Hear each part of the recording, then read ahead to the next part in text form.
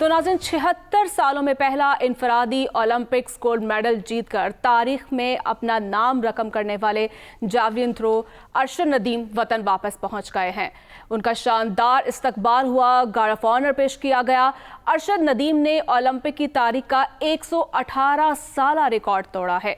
पाकिस्तान को पहला इनफरादी हैसियत में गोल्ड मेडल जितवाया है, बल्कि वो पाकिस्तान की तारीख के अजीम तरीन एथलीट भी बन चुके हैं।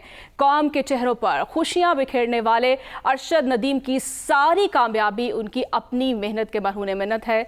चंद माह पहले तक वो आलमी मेयार की सहूलियत न मिलने पर शिकवा कर रहे थे। अब जब सभी उनकी कामयाबी का क्रेडिट लेने के चक्कर में है तो माजी के नाअहली का हिसाब भी लेना ज़रूरी है कि आखिर इनफरादी ओलंपिक्स गोल्ड मेडल के हसूल में 76 साल क्यों लग गए। इसी पर अपने पैनलिस्ट की हम राय भी जानेंगे। हसन साहब, आपसे प्रोग्राम का आगाज़ करूंगी। एक इनफरादी गोल्ड मेडल के लिए हमें 76 साल लग गए, ओलंपिक्स मेडल के लिए 32 साल का इंतज़ार क्यों करना पड़ा? देखें, हमें एक अच्छी खुशखबरी की बात है कि अरशद नदीम जो भी है उसने पाकिस्तान का नाम बुलंद किया, पाकिस्तान का नाम रोशन किया और उसने अपने जो है वो बल बोते पे ये सारा क्रेडिट लिया। लेकिन हैरत है कि मैं कल जब एयरपोर्ट पे मौजूद था, जब अरशद नदीम पाकिस्तान वापस पहुंचे, तो मैं देख रहा था कि कोई ऐसा, और मैं बंदा ऐसा तलाश कर रहा था कि हुकूमत में हो या साबका हुकूमत में हो या मौजूदा सियासी और दीगर अफराद हों, कोई ऐसा शख्स मिल जाए कि जो क्रेडिट ना ले रहा हो। हर उच्चा लुच्चा जो है वो मैदान में था और ये कह रहा था कि हमने इसको वो चीज़ प्रोवाइड की, हमने ये काम किया, हमने फला काम किया।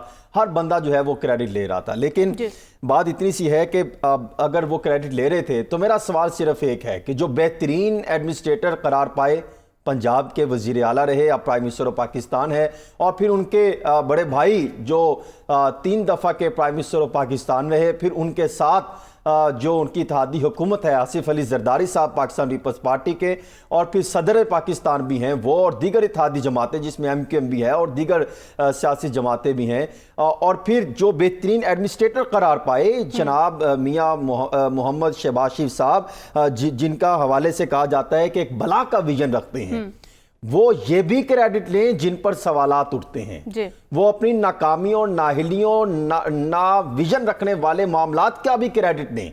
वो ये तमाम वफाकी हुकूमत इन मामलात का भी क्रेडिट लें जिनकी वजह से लोग मौत के फंदे लेकर जो है वो खुदकुशियां करने पर मजबूर हैं।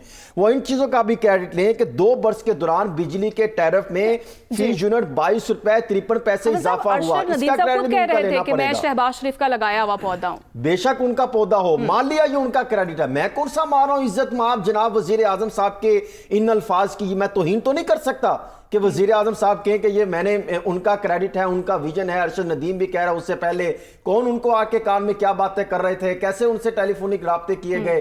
फिर उनको भी अंदाजा है कि मौजूदा हुकूमत है, कुछ मामला मिल जाएंगे, कुछ चीज़ें सेटलमेंट हो जाएंगी, तो उन्होंने भी मामला को दोनों तरफ से लेकर चलने हैं। लेकिन मेरा सवाल वहीं पर है कि एक क्रेडिट तो आप ले गए, जो 24 करोड़ अवाम का जिनको आपने तहस नहस कर दिया, उसका क्रेडिट कौन लेगा? इसका भी क्रेडिट लें। इसका भी क्रेडिट लें कि बिजली का बिल अदा ना करने वाले 3 बच्चों का बाप खुदकुशी कर लेता है। इसका भी क्रेडिट लें कि भाई को मारा है बिजली का बिल अदा ना करने की वजह से।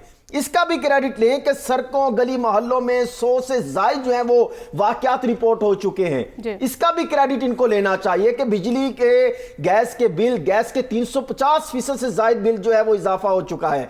IPPs वो जो बिजली पैदा करती नहीं है, उनको आप अरबों रुपए की जो है अदायगियां कर रहे हैं सरकार, गरीबों की जेब से पर डाका मारते हुए। इसका भी क्रेडिट लेना चाहिए कि महंगाई को 2 सालों में 11% से उठाकर 30% तक कर दिया।